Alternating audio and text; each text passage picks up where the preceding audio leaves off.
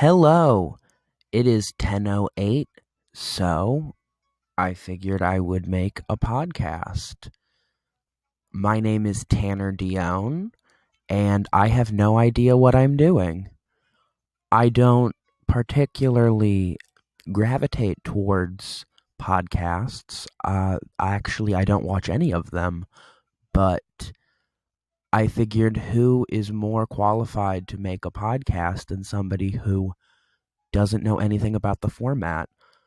That means that there is a place I can carve out for myself for people like myself who don't te- tend to really listen to podcasts. Um, I appreciate you being patient with me because I'm learning this as I go. So, what are my interests? Because that's the real question of it, because my interests are going to dictate what I want to talk about on this podcast and what I want to get out of this and what we as a community can, for the people who do decide to give me a chance and listen to what I have to offer this world I don't know much about. I am an artist, first and foremost. I am always creating art. I'm always drawing or painting or collaging. And, when I'm sick of working on 2D, a lot of the times I will go right into makeup or fashion. I'm very style oriented. I'm always putting together new, interesting outfits and combinations and silhouettes. I'm always trying to create the world that I want to be a part of and the world that I want to see in front of me, because I'm just so disappointed in the world that I see around me very often. It's very easy to get into the mindset that the world is a very bad place where bad things are taking place every moment of the day because we're more interconnected than ever before. We, as a society, are getting information at such a quick speed from all sides of the globe that there's no question as to what's going on anymore. The veil has been lifted and there is no question as to how people are, and we get it in our heads to then start comparing ourselves to these people that we're seeing. And one has to question how helpful is the current level of technology we're at right now, and how much of it is hurting us on an individual level.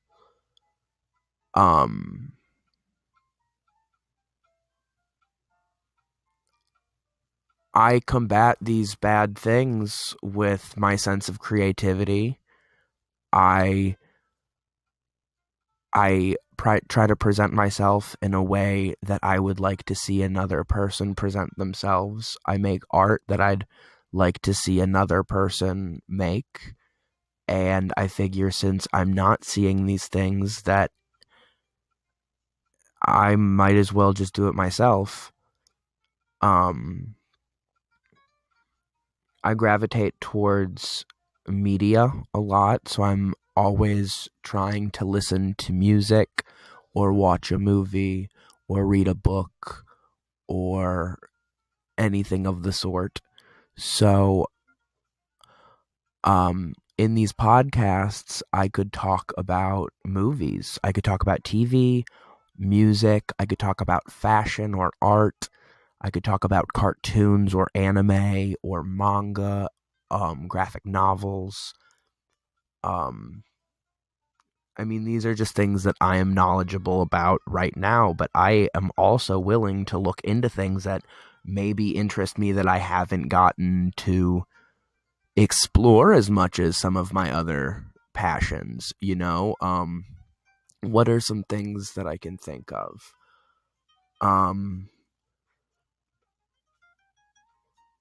I really am interested in the history of toy making. I am really interested in the history of physical media. It still fascinates me how people can get sound trapped into vinyl, even though it is such an old practice of putting your music on that format. It still makes such little sense to me. I have a sense of curiosity that I'm willing to embark upon in directions that maybe I haven't gotten to look into yet. What are other things that have been interesting me recently that that are new to me? I got into the ideology of color therapy and how different shades of colors around you can affect your mood and how you perform as a human. And I don't know if I particularly subscribe to that ideology, but it is definitely an interesting ideology that is worth notoriety and looking into. What are other things that are interesting me recently? I've been interested in just, I don't want to say kids media, like media that was targeted towards a younger audience, but it's very interesting to see how adults are willing to market media for a younger audience throughout the decades. It's very interesting to see how in the 80s we had like He-Man and Transformers and Thundercats, and then in the 90s we had All That and Clarissa Explains It All and Beavis and Butthead, but also like My Little Ponies and Popples and She-Ra and all of these. I don't want to say weird, but they're very weird things I've noticed. Like, there are very weird trends that keep popping up in different children's media. Mary-Kate and Ashley Olsen VHSs come to mind when I think of really weird content that just flew under the radar that no one really asked many questions about. Disney Channel original movies and when those got introduced and when they kind of phased out, and how before that there was the animated Disney films, and how before even that there were the live action Disney movies, and how there are just really weird elements in all of these things that kind of get overlooked. Maybe not. Maybe other people think it's equally bizarre, but it doesn't seem to be a focus of conversation for many.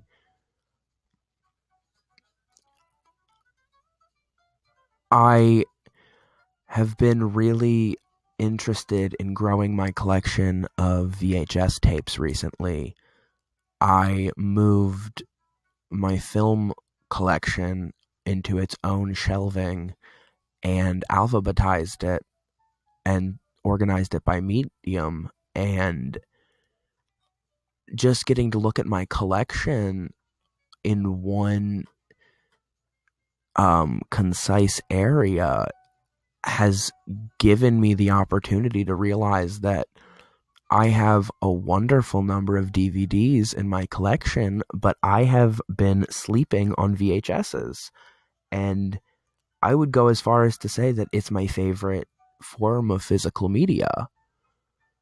I think that the aspect ratio that they used back on VHSs is much more pleasant to my brain's processing speed than that of a DVD or, by God, Blu-ray, which that makes me sound like such a pretentious Puritan, but if you go over to someone's house who has a very new HD HD TV, a lot of the times you will notice their bodies are moving in such a quick, fluid way that it almost resembles that of an early 2000s telenovela daytime soap opera. It's the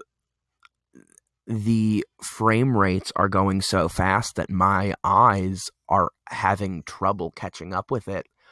And it's quite literally the opposite with VHSs. I feel like it goes at a speed that my brain has a very easy time processing what's going on in front of me.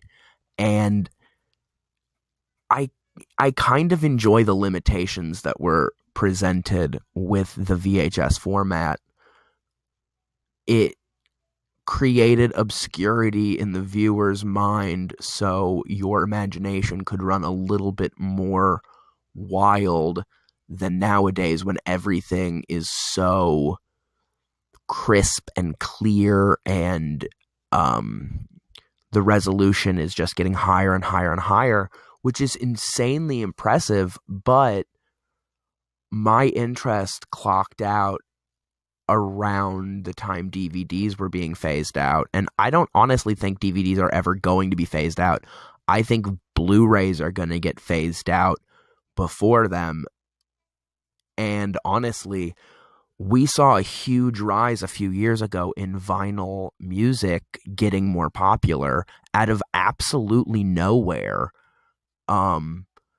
Just everyone silently decided that this form of regressive analog media was superior, and that we had been sleeping on it for decades, and that nothing was wrong, and yet we decided to fix it with, that famous cliche of if it ain't broke, don't fix it. We kind of realized that a few years ago with vinyl music. We were like, wow, this does sound really lovely, and they all come with digital downloads these days, so it's not like you can't have it on your device. But, I think I speak for everyone who has a collection of vinyls when I say just because I would download that onto my iPod doesn't mean I would buy the vinyl. It makes you prioritize what's actually important to you and what you actually want to have in your collection, because it does take up so much space, and they get heavy as they accumulate. So it makes you question the most essential things to you. Like, what is the music I like so much that I want to own it on vinyl? What is the movie I like so much that I want to own it on VHS? Something that I've been very intrigued by recently is a practice called, or known as, backwards bootlegging, which is when people take modern media and put it on a regressed analog format. You'll see this oftentimes with websites like 8-Bit, I believe is the company I'm thinking of, that they take video game soundtracks and they press it onto vinyl, and it is a beautiful, spectacularly personal homage to music that we haven't been able to listen to in this format before. I think I speak for anybody when I say it's insanely special. You love, I don't know, Donkey Kong Country, music that's been composed by Grant Kirkhope, one of the great American composers of our time, and now we can have it on our turntable and spin it and hold it in our hands, and it's the physical music. It's not these lasers that make us wonder, what's going on in there, and they're not files just transferred from one device to another. It is a physical piece of media that I can hold and hug and get signed, and it can get broken and it can be cherished, and it's beautiful. It's way more beautiful than having a long Spotify library, which I'm not trying to dog services like Spotify, because services like Spotify have kept me afloat. I think that these companies that allow you to stream music at a quick speed help you develop what kind of music you actually gravitate towards kind of at hyper speed, really. I mean, you can discover 300 bands in a weekend if you really wanted to on Spotify, which is just something that was completely unobtainable in generations before us, in decades before us. I think that things, even YouTube, things like Groove Shark, things like Pandora, or even things like what is it called? I'm blanking on it. It's Shazam. Shazam. There are so many amazing pieces of music technology coming out these days, but I think we all are in agreement when we say that, vinyl is a very good analog medium that we should have never abandoned. And I really, truly think that people are going to wake up in the same capacity to VHSs. I think people are going to say, wow, I really miss dedicating that kind of space to media that was really important to me, and being able to watch it in such a frame rate where I'm immersed in the experience, much like when you can hear the vinyl crackling in your stereo. It's like the music is in front of you rather than just playing. And with a VHS, it's like the movie is in front of you rather than it just playing. And these backwards bootleggers are doing this thing where they take, excuse me, I burped. I burped. Yeah.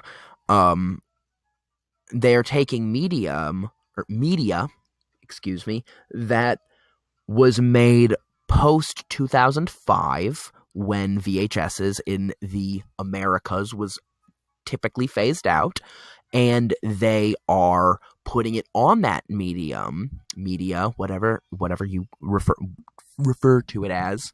So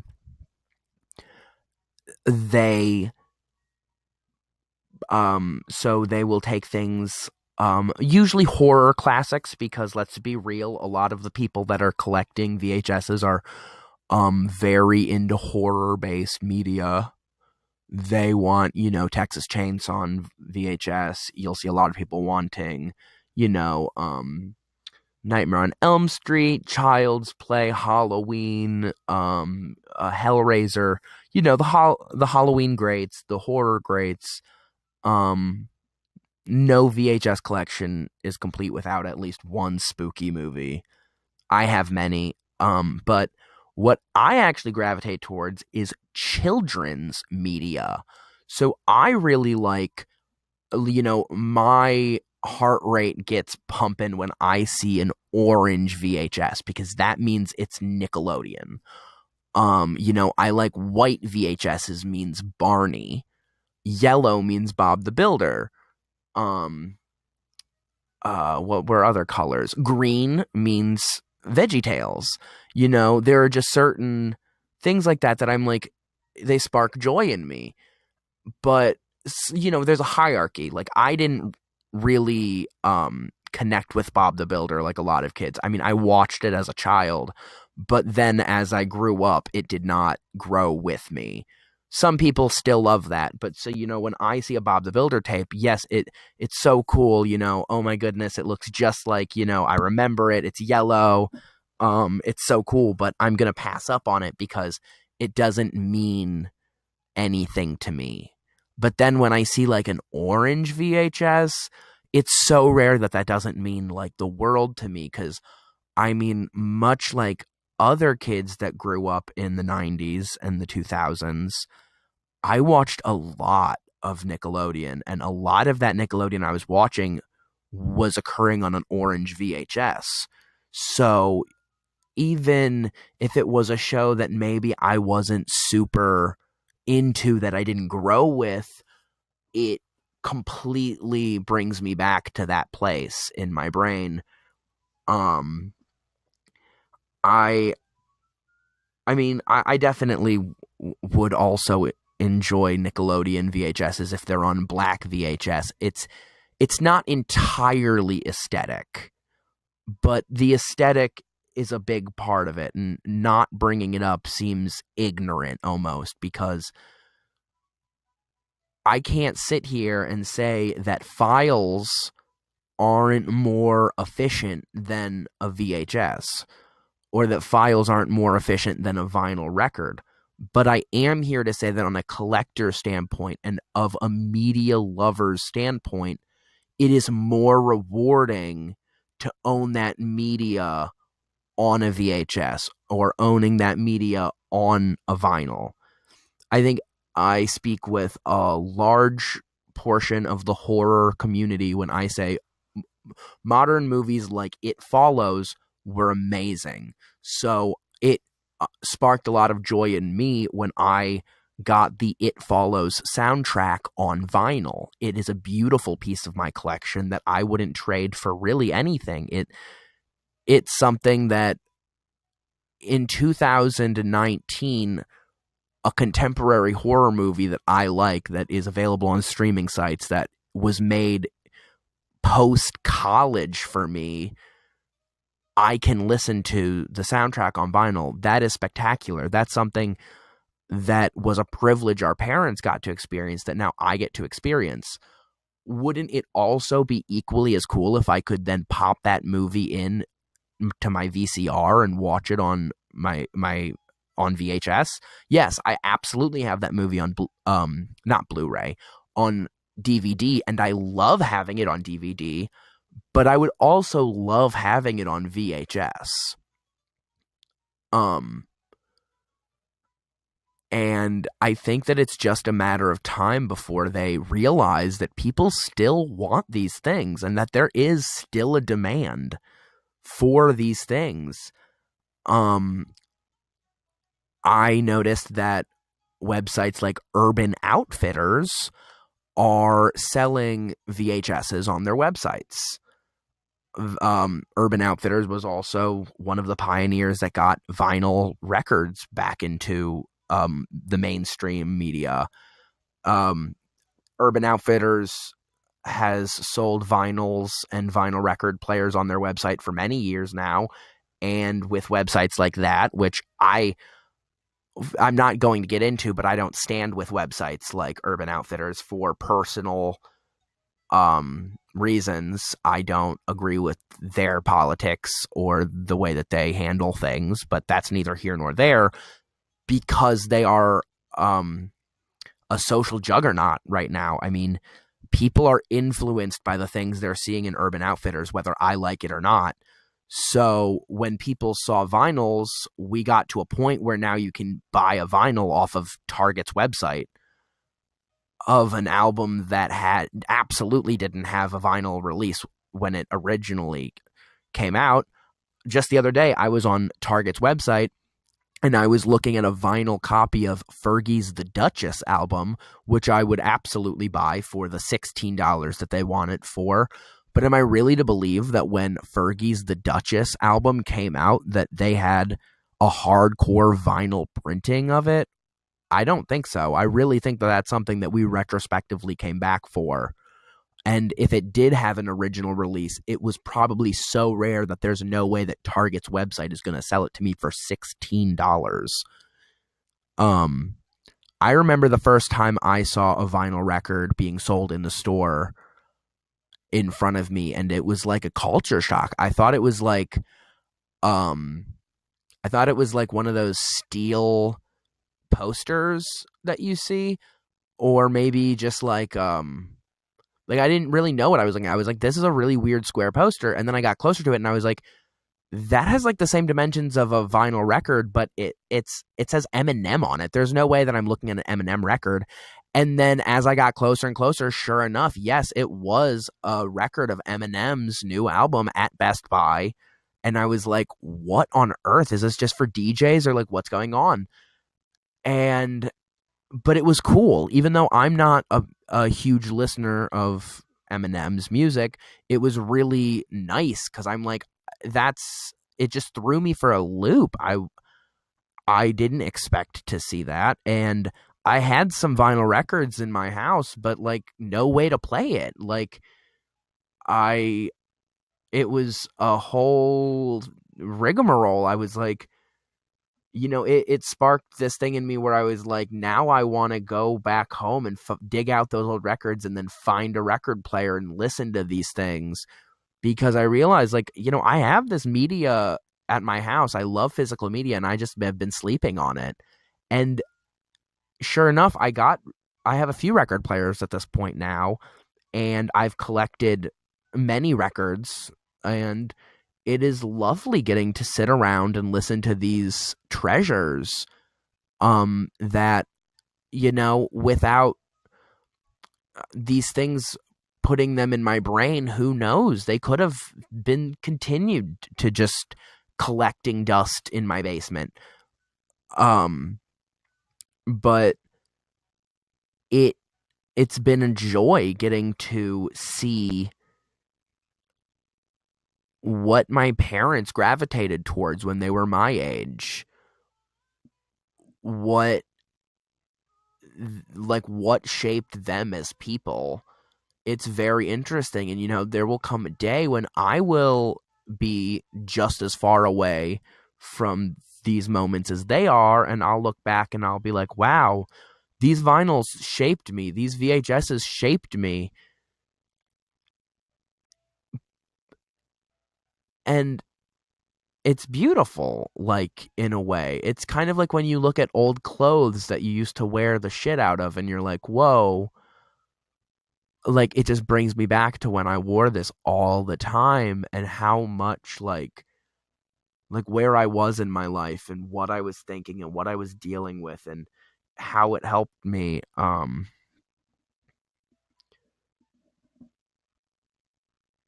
I think that it's really, I don't really know exactly how to word it. And I feel like I'm kind of just babbling on, saying a lot of ums and ohs, but, I think that it's really beautiful that we can make the decision to go to analog, rather than when these things were prevalent, they were the only option. But it's really nice that we have had these reliable options, and they've gotten so much better that we can take a few steps back and it's still good, because that means that we've been on the right track for a very long time. Like, vinyls were really good, so good that we improved and improved and improved, and then years later just been like, dude, we can just go right back to there and it's fine, because of how hard we've worked towards improving physical media. And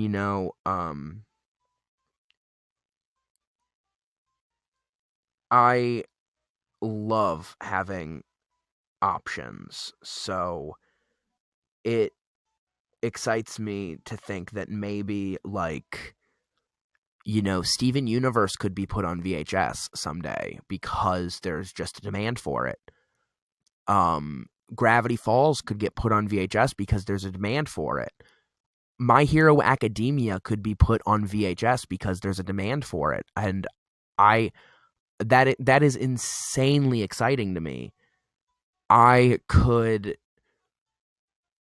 wake up someday and realistically just drive to Target or Walmart and get a brand new horror movie that just came out, and it's on VHS.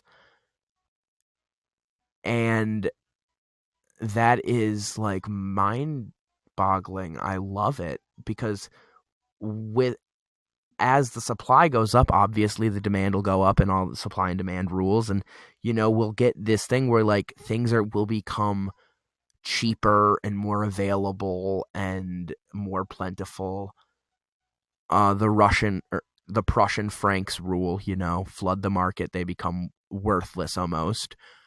And then people that are really hardcore collectors like me can get better deals because they're not so scarce, because companies are making them in real time. It's a lot easier to get Polaroid camera right now than it was 10 years ago. It's a lot easier to get a record player than it was 10 years ago. And, if you don't think that the same thing is going to happen with a VCR, then, I don't agree. Things fluctuate. The trick is being real with yourself and being like, what do I actually gravitate towards? And then buying it when no one else is watching, essentially. That's how you're going to get really good deals.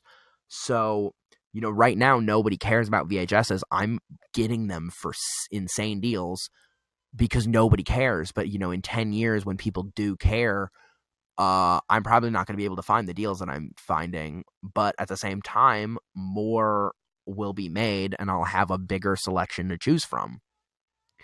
I remember the day that I got an N64. Not the first time. The first time I got an N64, I was like 5 years old and it was for Christmas. But when I was an adult, and I realized, I shouldn't say adult.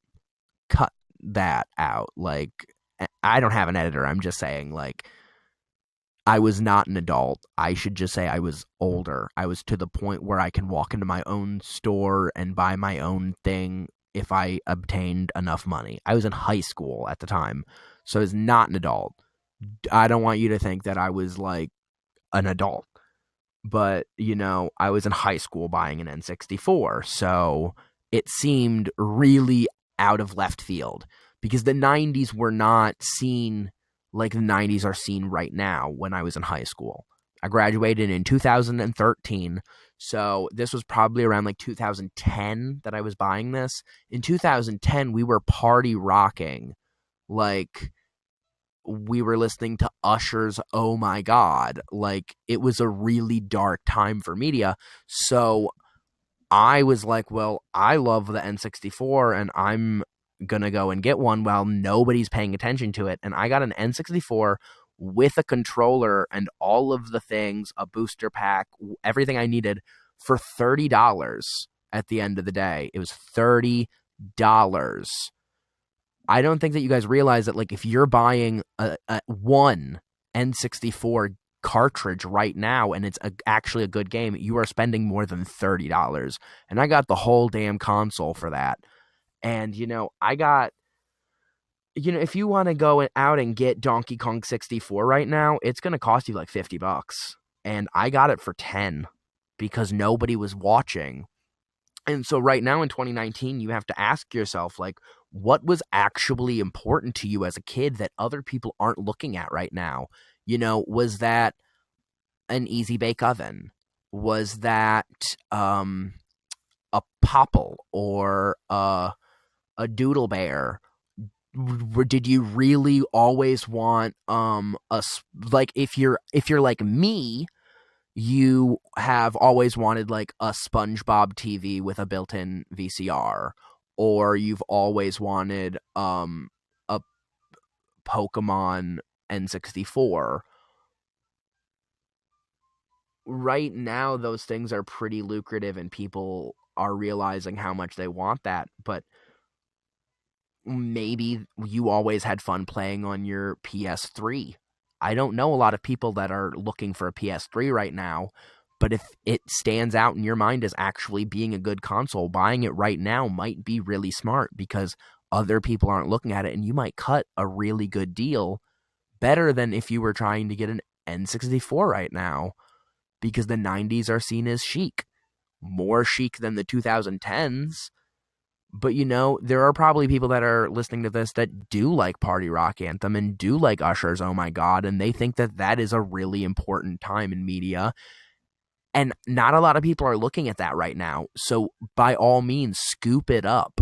Like, I mean, this is a great time in the world for people who like anything that when it comes to your mind, you're like, ew, what? Like, if you like Nickelback, right now is the time to get on that because it's never going to be cheaper than it is right now. Or if you're really into, I'm trying to think of a franchise that like nobody cares about right now, that you would maybe be laughed out of if you were like, I'm so into that. but I'm also not trying to name drop and like hurt a bitch's feelings. I'll give a personal example. I really love Flavor of Love. I think that it's like just one of the best formats a reality show has ever been given. And it's problematic to say the least. So right now, while we have such a politically correct outlook on the world, it would probably be a good idea for me to scoop up this media that other people are probably turning away from, because retrospectively, I still want it. Like a few years ago, I got The Simple Life on DVD for $1.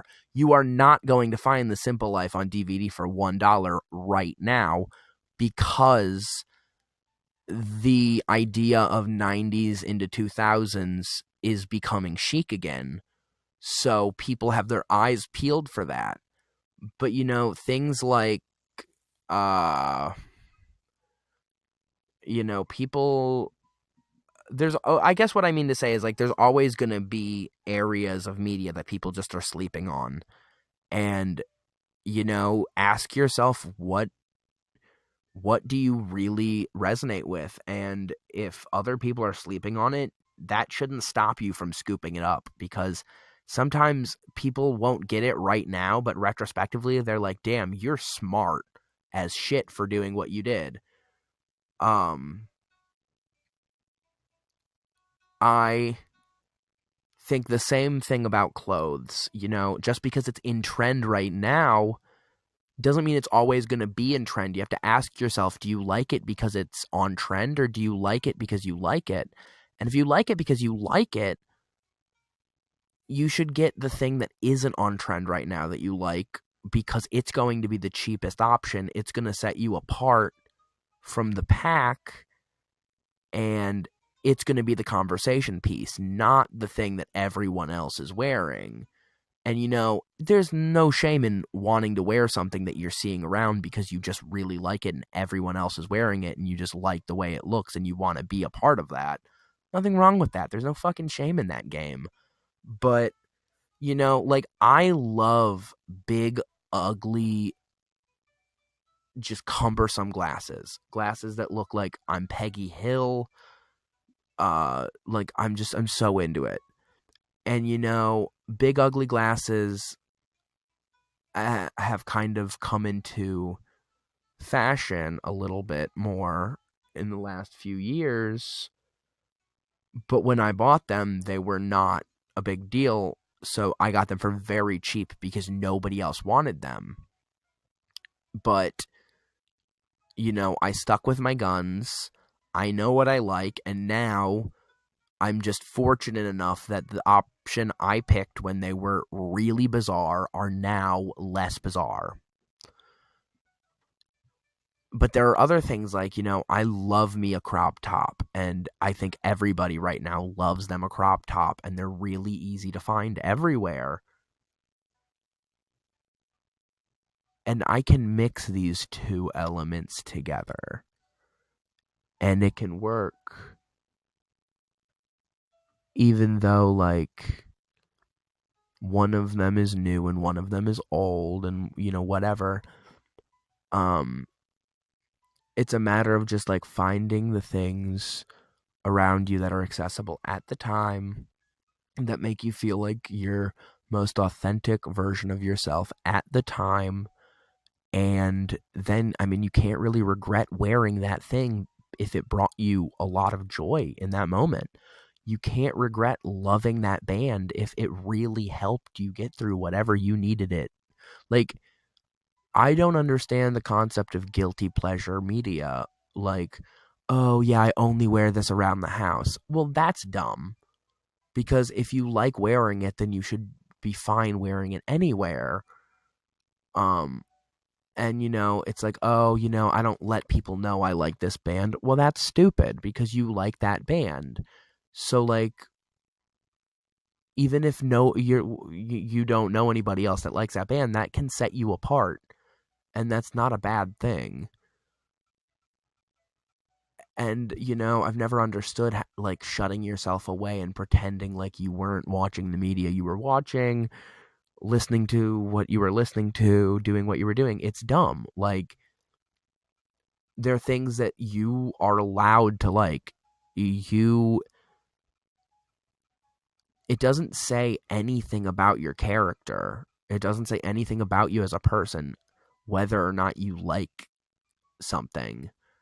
I think we all know a stupid person who wears glasses, despite the stereotype that glasses mean you're brainy.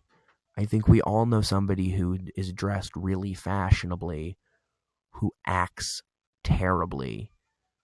I think we all know someone who looks like a homeless person who's actually super, super cool and fly. Looks can be deceiving. And, just because you like a band that other people think is bad or that they don't resonate with, that doesn't mean that you're bad or that you can't resonate with them. It means that you guys value different aesthetics.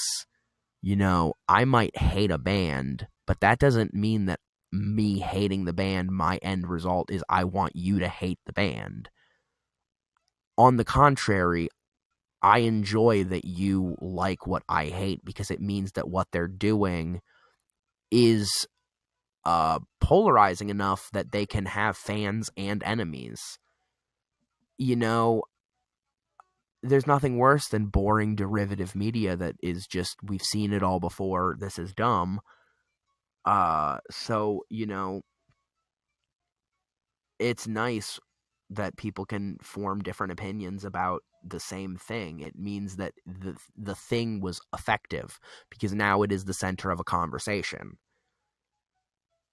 And so I always think that it's really funny to lead with music I've been listening to that people wouldn't think I'm listening to. So, like, because I really like, like the cool music, the indie music, the music that no one's heard of, the music that, the underground stuff that everyone, wants to listen to. But I would rather be like, oh yeah, I've been listening to One Direction. I've been listening to Selena Gomez. I've been listening to Carly Rae Jepsen, because it's not false. It is stuff I'm listening to. It's just maybe not the stuff you would think I'm listening to, because we're conditioned as a society to only put the coolest foot forward, and I'm not here for that. I want to be a flawed, vulnerable human being. I want to be a person who is in flux, who is growing, who is trying, who is... I mean, look at me right now. I'm trying a podcast, and I don't even listen to podcasts. I couldn't even suggest a podcast to you if I wanted to. I don't even know what platform I'm going to upload this on, because I don't know where people go to listen to podcasts. And that's fine. This is exciting and new. And, I can't get good at making a podcast unless I try. And, there are going to be people in this world who should be listening to a podcast who don't have one. They don't know what they want to hear. And, I'm that person. I just so happen to have decided that I might want to sit on this end of the mic. I have a lot of things to say. I've got opinions. I would love to get to the point where I can interview people or even be interviewed. It's lovely. Like, it's being a personality and being hospitable and being engaging and entertaining is fun. I've maybe not been living my best life because I've been denying myself these desires I have that might just come across as a little scary. It's scary to put yourself out there creatively and, rely on your creative drive. But despite my path not looking conventional, it is the path I want to pursue, and it's the path I've always wanted to pursue. So I need to stop denying myself these things. When I look at my life and I think about where do I want to be, what do I want to take along with me into the future, and what do I think of when I think of the best version of myself? I see myself in front of the camera. I see myself being interviewed on a late night talk show or playing a song. I see myself at an award show announcing an award or accepting an award. Life is a crazy roller coaster, and you can ride that shit till the wheels fall off if you want to, and I'd want to, because life can be really boring and really drab and really not what you want to be seeing. And it's really hard to admit to yourself that, like, you are in control of your own happiness. You are the driver behind that wheel. And you can separate yourself from a toxic work environment and put yourself in one that you enjoy better. And you can pave your own way. You can make something new. And it can be beautiful because it's vulnerable and because it's scary and because it's real. The world is starved for authenticity, and it is starved for people who are willing to be themselves, even if themselves is kind of weird or maybe not super palatable or easy to swallow. And we need people who are willing to step into a different community and show that community a different point of view, who are willing to ride the beast in a different way. I think that it's how the medium grows and evolves over time. So when I think of people who have podcasts, they're usually people that are watching a lot of podcasts, listening to a lot of podcasts, tuning into a lot of podcasts. And that doesn't always make the best content, because just because you know a lot about the content that you're creating doesn't mean that your creation is very interesting. I think that we as people like to see people almost trying things for the first time. There are a lot of YouTube videos that are like, I try blank for the first time. Or, they'll get a celebrity and they're like, blank does 10 things they've never tried before. Because then you kind of get an honest reaction to how the process really is. And I can say right now that this has been much more pleasant than I thought it was going to be. I thought it was going to be awkward and I wouldn't know what to say. I thought that I would be incoherent, or that I would stutter, or that I would swear up a storm and just be incoherent. But I've had I don't think a lot of silences. Haven't edited this at all. I just, winged it, and it's probably not the most thrilling thing to listen to, and I don't know how many people will tune into this, but it's not something that I think I'm gonna stop. I think it's something that I'm gonna go into, like get some scripts together, maybe get some people to interview, talk about certain things, explore different things. I have opinions. I have a very interesting, unique point of view that I think I should share with the world more than I do. I haven't been brought joy flipping burgers for a living. I haven't been brought joy being in the health care industry. I haven't been brought joy working on a college campus or doing weird grunt 9-to-5 labor. But what I have found a lot of joy in is sharing my voice and my creative experience and getting to be a part of a creative, artistic community of people who are engaged with one another and want to create a better world and a more beautiful world and maybe even like a sillier world. the kind of world that I feel like the peers, like my peers, the people on Earth right now really deserve, because we're all really fucking tired and really depressed and really strung out, but we all have like really good senses of humor, and we all appreciate the right things when they're right, and we all can kind of turn our heads and be like no at the wrong shit. I feel there is a big divide in the world right now that we don't need to get into, but I feel like a lot of people's ethical compass is the same a lot of the times. You know, there is the difference between morals and ethics, and I think that people's morals are the ones that fluctuate, whereas ethics are not really fluctuating too much. And I think that ethically, we like to see somebody that we can relate to thriving. And, you know, I might not be like everybody, but I would like to say that, you know, I'm pretty down to earth. I I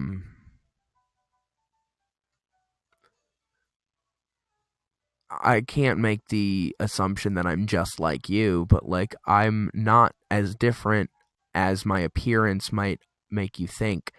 I'm not as different as my art might make you think. I'm not as different as my opinions might even make you think. I have a heart that's beating. I have blood running through my veins.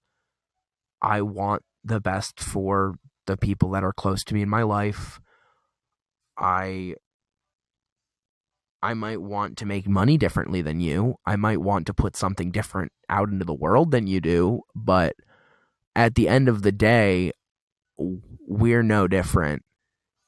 Um and I can say that with confidence, that most everyone on earth just wants the same shit. They just want to be left alone, and they want to laugh, and they want to not feel alone. Even though a lot of them want to be left alone, they don't want to feel alone.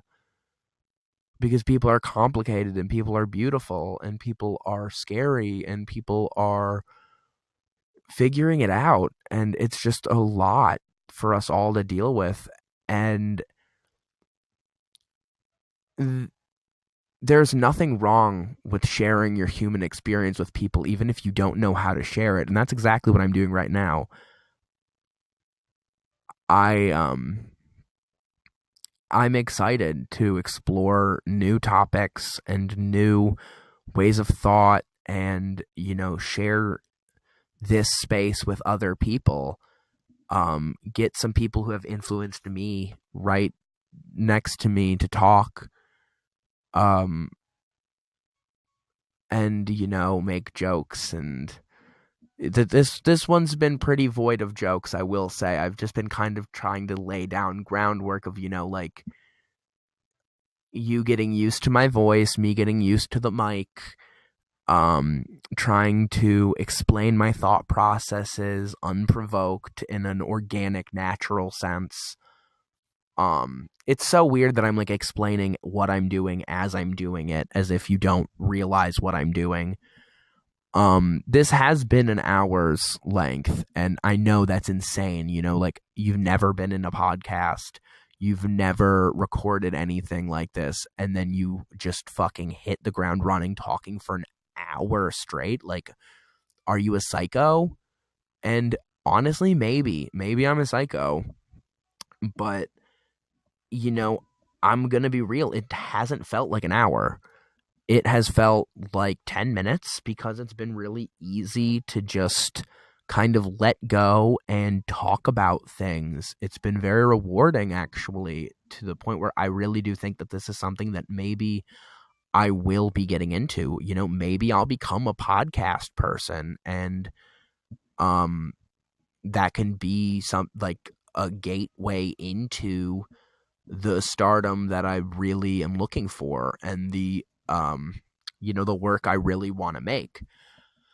And, you know, you should tune in if you like, you know, if you like media, and you like, um I don't know, interesting points of view, if you like art, if you like the society around you. I or if you just like to laugh, because I really do like making people laugh. And even though this has been a very weird, informative time, at the end of the day, it's all for laughs. But, stretching my podcasting legs has been very, very new and interesting. And I'm not going to say that I disliked it at all. But, I think we all agree that, the first time you do something, it's really rough. And I am really I'm dreading looking back into this and listening to this over again and having to kind of edit it and be like, whoa, I am so awkward probably, and I'm probably like really not a master at this yet. So I really appreciate you being patient with me as a listener. It's probably been a very weird podcast listening experience, I would say. It's probably not like anything that you've heard before. It was probably, I would say, awkward and slow, and you probably haven't even gotten to this point, because why would you? I've just been rambling on and on and on about things that interest me and the ways that I would like to format this, and it's probably very stream of conscious sounding, and I would think that a really niche audience would be interested in this, but you miss 100% of the shots you don't try. So, there's no shame in the game of trying something new for the sake of maybe you'll like it, maybe you'll hate it, but you can only get comfortable with something one way, and that's trying that thing. And this has been me trying a podcast. My name is Tanner Dionne. You can find me on Instagram at Tanner Dionne Art. You can find me on Facebook at Tanner Dionne Art. You can find me on Tumblr at, what do you think it is? At Tanner Dionne Art.